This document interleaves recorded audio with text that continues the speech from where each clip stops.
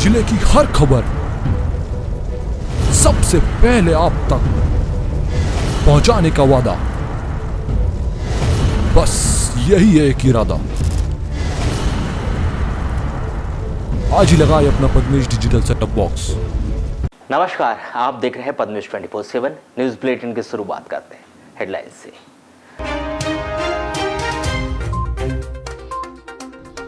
लांजी के अंतर्गत कोचुबाई व टेमनी की सरहद में मिला एक व्यक्ति का शव, बेरहमी पूर्वक की गई हत्या। सूचना मिलते ही आसपास के गांव में फैली सनसनी।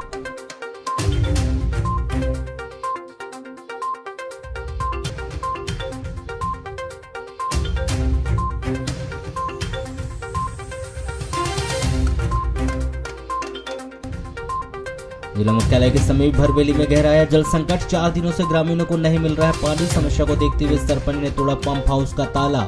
टैंकरों से की गई पानी की सप्लाई।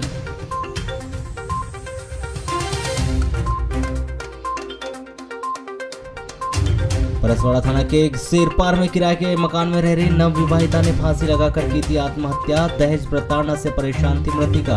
पुलिस ने विवाहिता के पति को किया गिरफ्तार।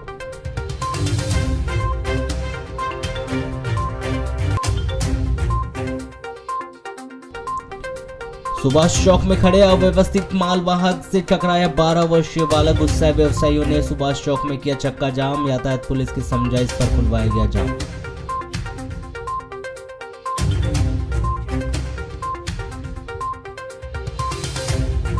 धारावासी सरपंच व पंच पर ग्रामीणों ने मनमानी करने का लगाया आरोप। ग्रामीण सुदूर सड़क निर्माण कार्य में ग्रामीणों को नहीं मिल रहा है काम।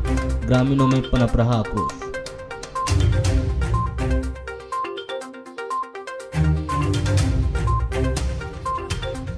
नगर पालिका बालाघाट के कार्यालय अधीक्षक 2 वर्ष पहले ही स्वेच्छा से ले रहे सेवानिवृत्ति। माननीयों के साथ सही तालमेल नहीं बैठने की नगर पालिका में चल रही चर्चा।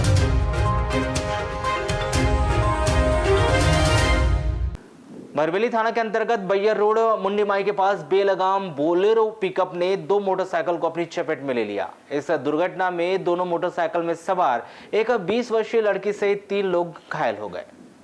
प्राप्त जानकारी के अनुसार दिनेश ठाकरे मानेगांव सोसाइटी में सेल्समैन के पद पर पदस्थ है। 17 जून की रात्रि 8 बजे करीब जब बोलेरो पिकअप बैयर की ओर से बालाघाट आ रही थी, उसी समय श्वेता मरकाम और डॉन महाजन दोनों ही मोटरसाइकिल में भरवेली से मानेगांव की ओर जा रहे थे। उनके सामने ही दिनेश ठाकरे भी मोटरसाइकिल से मानेगांव की ओर जा रहा था। सामने से आ रही बेलगाम बोलेरो पिकअप ने दोनों मोटरसाइकिल को अपनी चपेट में ले लिया। बोलेरो पिकअप की ठोकर से मोटरसाइकिल में सवार तीनों लोग घायल हो गए। इस घटना की सूचना 108 एम्बुलेंस को दी गई, किंतु 108 एम्बुलेंस नहीं पहुंची। 108 एम्बुलेंस के नहीं पहुंचने से ऑटो चालक अब्दुल रज्जाक और ऑटो चालक शेख रियाज तीनों घायल श्वेता मरकाम, डॉन महाजन और दिनेश ठाकरे को जिला अस्पताल लाकर भर्ती किया।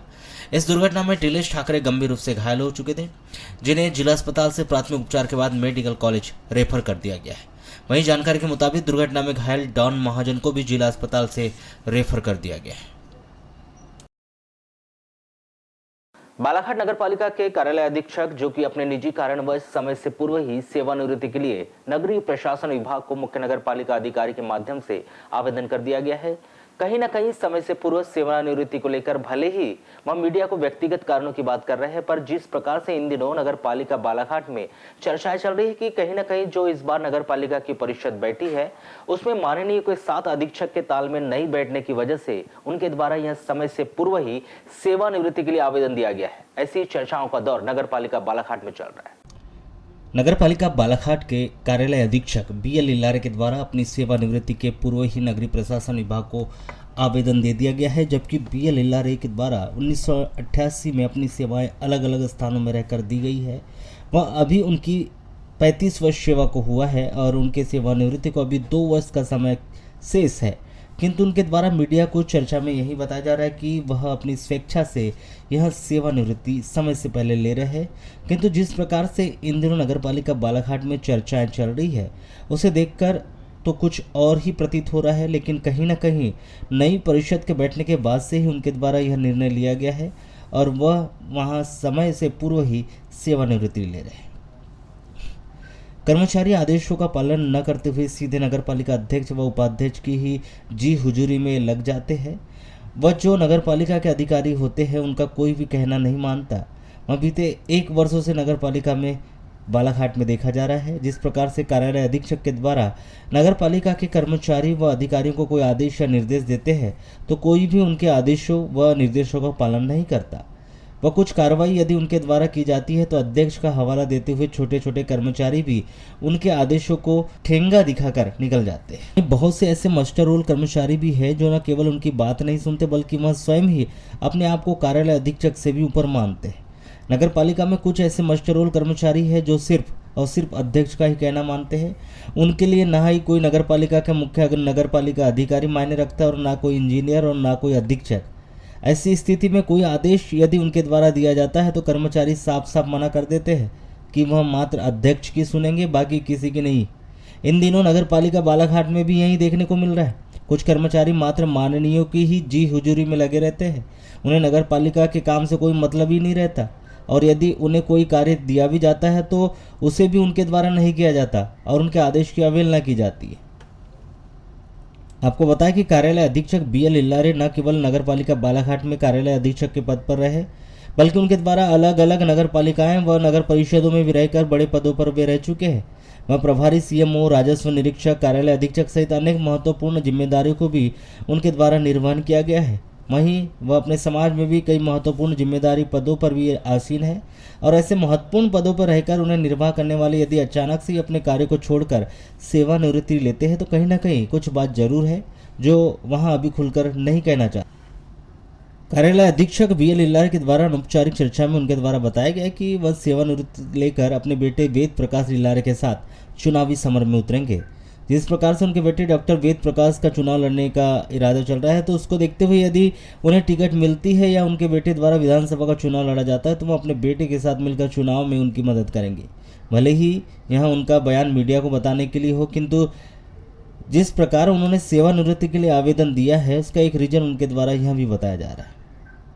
बताया यह भी जा रहा है कि इसके पूर्व में जब भी नगर पालिका के प्रभारी CMO यदि छुट्टी पर जाते हैं तो जो वरिष्ठ होता है उसे प्रभार देकर कोई भी अधिकारी छुट्टी पर जाता है। किंतु अधिकतर नगर पालिका बालाघाट में यह देखने को मिलता है कि BL इल्लारे को उनकी कार्यप्रणाली के कारण कोई भी प्रभार देकर नहीं जाता था, वहाँ उनके कनिष्ठ को ही प्रभार दिया जाता है, जिसको लेकर उनके द्वारा बीते दिनों इसकी शिकायत भी की गई थी कि किस प्रकार वह अपने कनिष्ठ के आदेश का पालन करेंगे। क्योंकि जो भी कनिष्ठ को मुख्य नगर पालिका अधिकारी का चार्ज दिया जाएगा तो कहीं ना कहीं उन्हें अपने कनिष्ठ के आदेशों का पालन करना पड़ेगा, जो कि गलत है, जिस पर उन्होंने अनेकों बार आपत्ति भी दर्ज की थी। बीते दिनों तत्कालीन नगर पालिका के मुख्य कार्यपालन अधिकारी सतीश मर्सेनिया के स्थानांतरण के बाद से ही नगर पालिका में कोई स्थायी मुख्य नगर पालिका अधिकारी नहीं आए थे। वह आया राम गया राम से नगर पालिका में काम चलाया जा रहा था। उस समय भी BL इल्लारे को प्रभारी CMO का चार्ज नहीं दिया गया और न ही उन्हें मुख्य नगर पालिका अधिकारी का प्रभार सौंप दिया गया, जबकि उनके कनिष्ठ रह चुके अधिकारियों को मुख्य नगर पालिका अधिकारी का चार्ज देकर काम लिया गया। जिसको देखते हुए यही लग रहा है कि नई परिषद के बैठने के बाद से ही BL इल्लारे की किसी से नहीं बन पाई, जिसके पीछे शायद उनकी निष्पक्ष कार्यप्रणाली भी हो सकती है, जो कि माननीयों के सांचे में नहीं बैठने की वजह से उन्हें कोई महत्वपूर्ण प्रभार या कार्य नहीं दिया गया होगा। जिस प्रकार से नगर पालिका बालाघाट में बीते कुछ दिनों से देखने में यह आ रहा है कि जो भी माननीय के पसंद का रहेगा वही लंबे समय तक दिखेगा या चलेगा, नहीं तो उन्हें माननीय लूप लाइन में डालकर छोड़ देते हैं। शायद इसी का एक छोटा सा उदाहरण यह भी हो सकता है कि BL इल्लारे के द्वारा माननीयों की पसंद न बनते हुए उनकी निष्पक्ष कार्य प्रणाली माननीय को पसंद नहीं आने की वजह से उन्हें कोई बड़े प्रभार नहीं दिए गए और न ही इन दिनों मास्टर रोल कर्मचारी तक माननीय का हाथ होने के कारण कार्यालय अधीक्षक की नहीं सुन रहे। जबकि देखा जाए तो BL इल्लारे के द्वारा शुरू से ही अपने अधिकारों को लेकर समय समय पर आवेदन ज्ञापन के माध्यम से अपना विरोध दर्ज कराते रहे, किंतु अब लगता है कि उनकी विरोध करने की क्षमता भी खत्म हो गई है, जिससे वह स्वयं ही नगर पालिका बालाघाट से अपने आप को अलग करना चाह रहे हैं, जिस कारण वह अब अपनी स्वेच्छा से 2 वर्ष पहले ही सेवानिवृत्त होकर नगर पालिका से दूर होना चाहते हैं। बाकी यह तो चर्चाओं का दौर से हमारे द्वारा निष्कर्ष निकाला गया, किंतु वस्तु स्थिति क्या है वह तो वही बता सकते हैं। मलाजखंड थाना क्षेत्र के अंतर्गत आने वाले ग्राम बासिंखार में बीती रात बारसा के कार्यक्रम में अपने घर लौट रहे एक व्यक्ति को भालू ने हमला करके घायल कर दिया। घायल व्यक्ति भूप सिंह पिता बिशन सिंह धुर्वे 40 वर्ष ग्राम बासिंखार निवासी को जिला अस्पताल बालाघाट में भर्ती किया गया है। बताया गया है कि 16 जून की रात्रि में गांव में ही भूप सिंह के रिश्तेदारी में बारसा का कार्यक्रम था। इस बारसा के कार्यक्रम में भूप सिंह परिवार के लोग खाना खाकर अपने घर आ गए थे। रात्रि 11 बजे करीब भूप सिंह खाना खाकर खेत से होते हुए अपने घर लौट रहा था। तभी खेत में भूप सिंह पर भालू ने हमला कर दिया, जिससे भालू के हमले से भूप सिंह खेत में ही घायल होकर बेहोश हो गया था। रात्रि में वह घर नहीं पहुंचा। 17 जून की रात 3 बजे करीब जब गुल्ली चुनने वाले खेत जा रहे थे तब उन्होंने भूप सिंह को खेत में घायल अवस्था में पड़ा देखा। खबर मिलते ही भूप सिंह की पत्नी देवकन बाई अपने परिवार के साथ खेत पहुंचे और घायल भूप सिंह को बोलेरो वाहन से बिरसा के शासकीय अस्पताल लाकर भर्ती कराया, जहां से उसे प्राथमिक उपचार के बाद जिला अस्पताल बालाघाट रेफर किया गया। भीषण गर्मी के चलते इन दिनों तालाब, झील, नदी जैसे अन्य पानी के स्रोत सूख गए हैं, जिससे कई ग्रामों में पेयजल का संकट गहराने लगा है। ऐसा ही ताजा मामला मोयल नगरी भरवेली का है, जहां पर तो हर वर्ष गर्मी के समय में पानी की समस्या खड़ी हो जाती है, लेकिन इस वर्ष पानी की समस्या कुछ अधिक ही बताई जा रही है। यह हम नहीं कर रहे बल्कि ग्राम पंचायत भरवेली की जनता कह रही है। ग्रामीणों की समस्या को देख ग्राम पंचायत भरवेली की सरपंच गीता अनिल बिसेन के द्वारा स्वयं ही ग्राम भरवेली के पंप हाउस में पहुंची और वहां ताला लगा हुआ देखकर सरपंच के द्वारा उससे ताले को तोड़कर पंप हाउस को अपने अधिग्रहण में ले लिया गया तथा उसी पंप हाउस के माध्यम से टैंकरों के माध्यम से भरवेली के वार्डों में जल आपूर्ति की गई। आपको बताया दे कि भरवेली सरपंच के द्वारा जिस पंप हाउस का ताला तोड़ा गया है वह पंप हाउस ग्राम पंचायत भरवेली का है, लेकिन उस पंप हाउस को कुछ वर्ष पहले मोयल को सौंप दिया गया था। सरपंच सहित पंचगणों का कहना है कि ग्राम पंचायत भरवेली की जनता को पानी की समस्या होने पर जब भी पंप हाउस से पानी सप्लाई करने के लिए कहा जाता था तब कोई न कोई बहाना वहां के कर्मचारी के द्वारा किया जाता था। ऐसी स्थिति में वार्डवासियों की समस्या का तत्काल निवारण करने पंप हाउस को अपने कब्जे में लेना ही बेहतर समझा गया। अभी दो दिन हो गया नहीं आया है और 2 बार का टैंकर आया, लेकिन इधर हमको पानी नहीं मिला।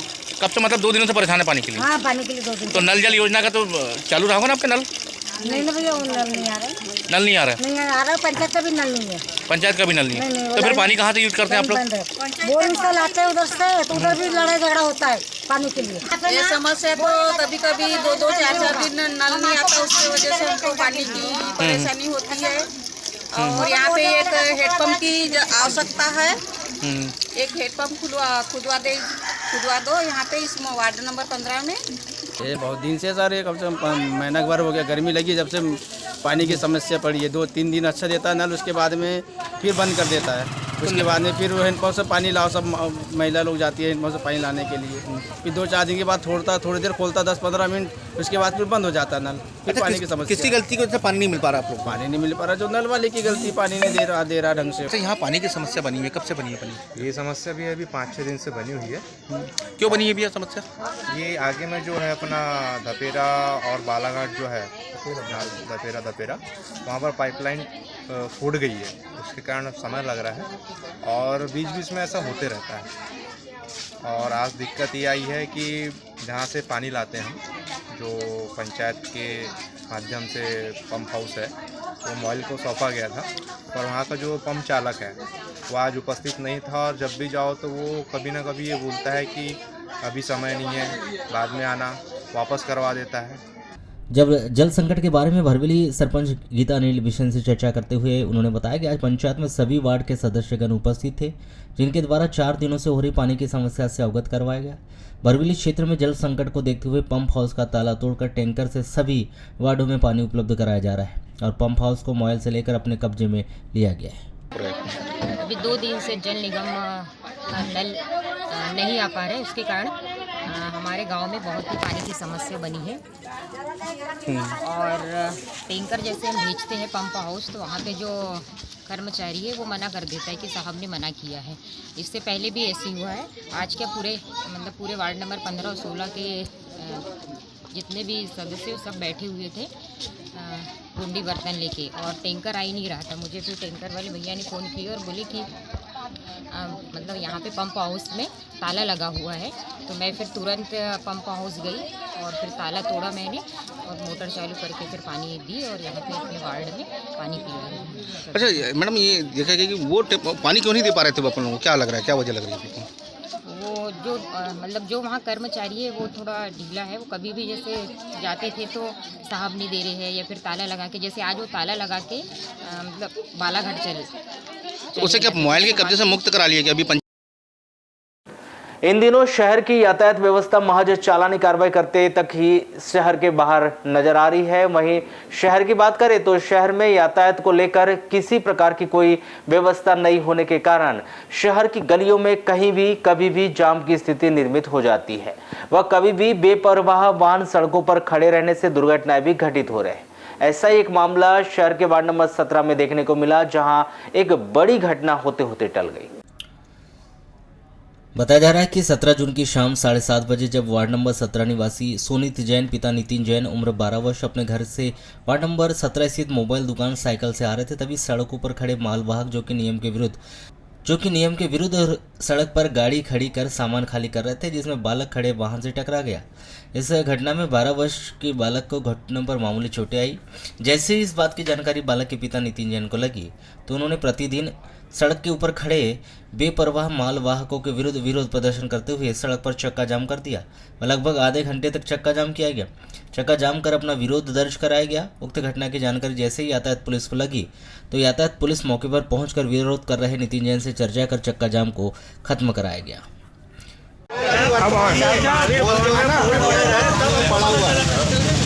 थाने में रखा हुआ है। जारी करने के बाद आपने क्या किया उसके बाद? उनको 2 रुपये में खाली हो रहा है, मेरा काम 10 रुपये में हो रहा है। वापस मंगा दिए। एक दूसरे से आप अगर प्रतिद्वंदी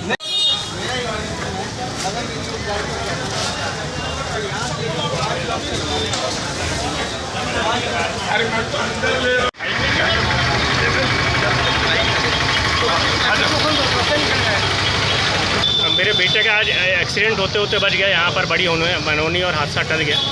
मेन रोड में यहाँ सुभाष चौक में किराना व्यवसायियों का पूरा व्यापार चलता है। जिले का सबसे बड़ा व्यापार का क्षेत्र यही है। यहाँ पर लोग बेतरतीब गाड़ियाँ खड़ी करते हैं अपनी ट्रांसपोर्टिंग की। ये ई लोडर है, छोटा हाथी है, बड़ी गाड़ियाँ हैं 16 चक्का तक, और आना जाना तक मुश्किल हो रहा था। इस बारे में जिला प्रशासन से हमने सहयोग की बात करें तो वो हाथ जोड़ कर खड़े कि साहब व्यापारी हमारी बात नहीं मानते। व्यापारी से हम कह रहे हैं कि भाई साहब आप लोग ऐसी गाड़ियाँ ना लगाएं, तो वो कह रहे हैं सर भेदभावपूर्ण व्यवहार होता है, कुछ बड़े व्यापारियों को छूट दे करके रखे और हमारे से चालानी कार्रवाई करते हैं।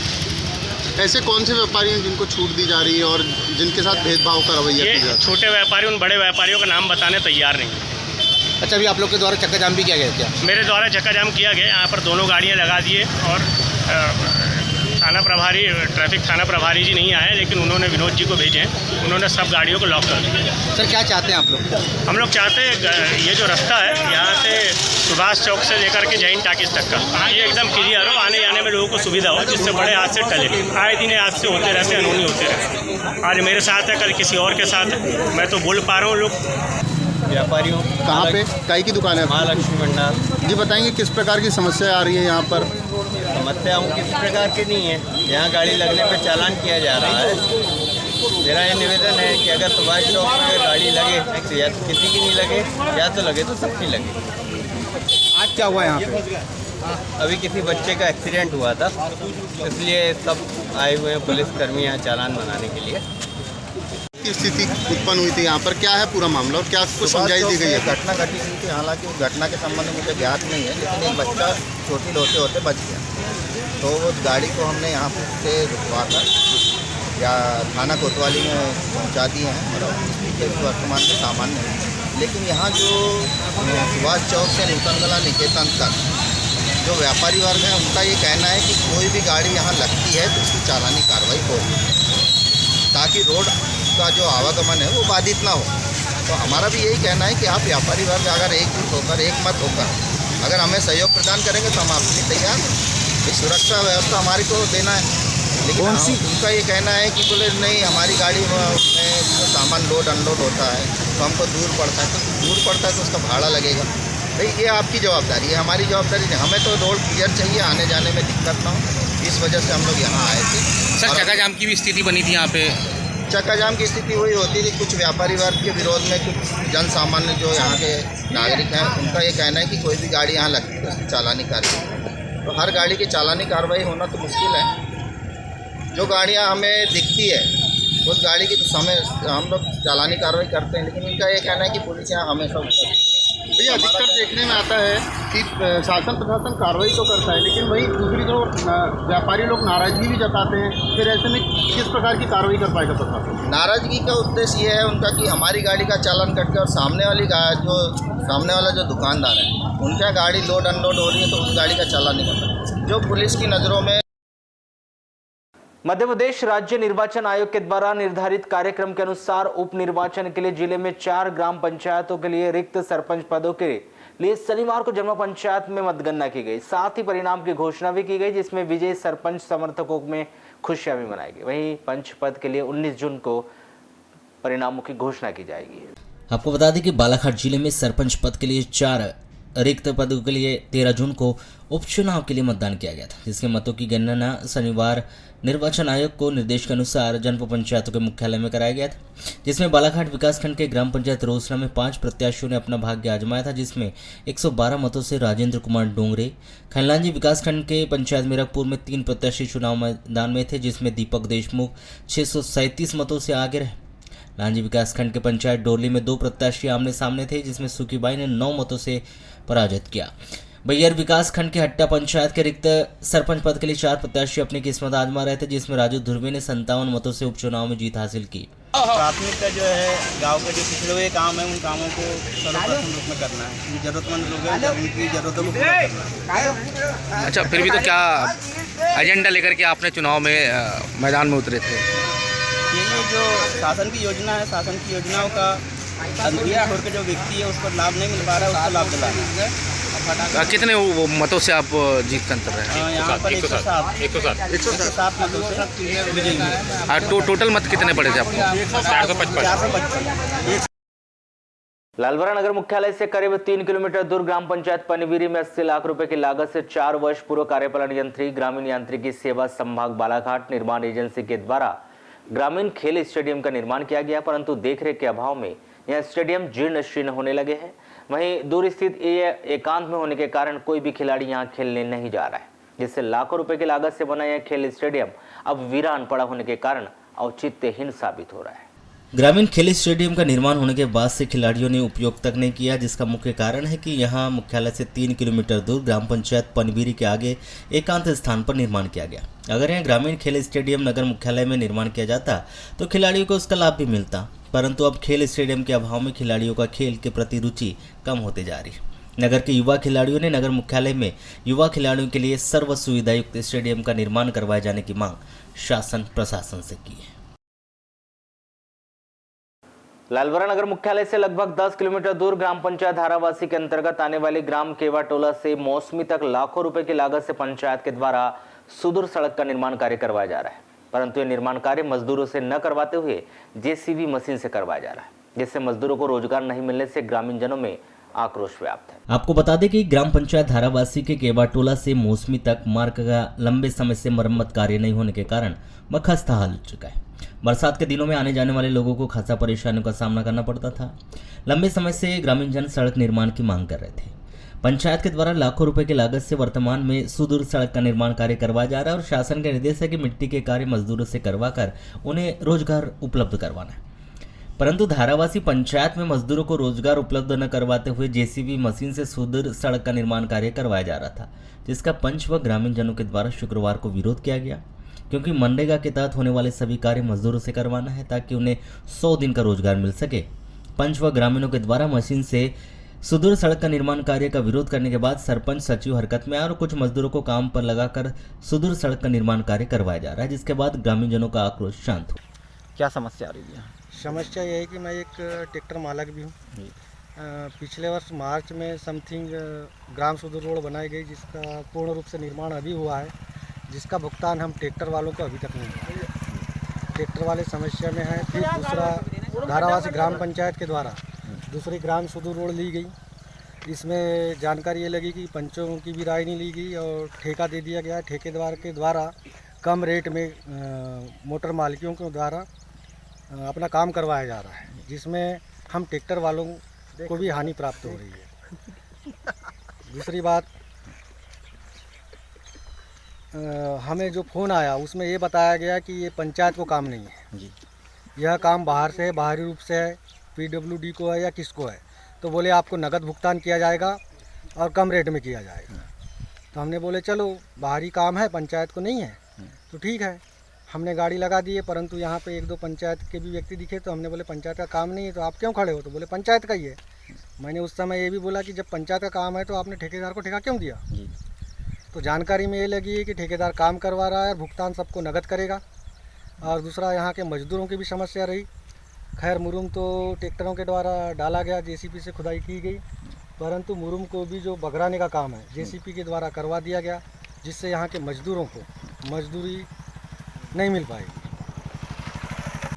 ये रोड में अवैध तरीके से कार्य हो रहा है, बिना मैंने की पंचों की बैठक, बिना प्रस्ताव के, और किसी भी प्रकार की संज्ञान में नहीं है पंचों को।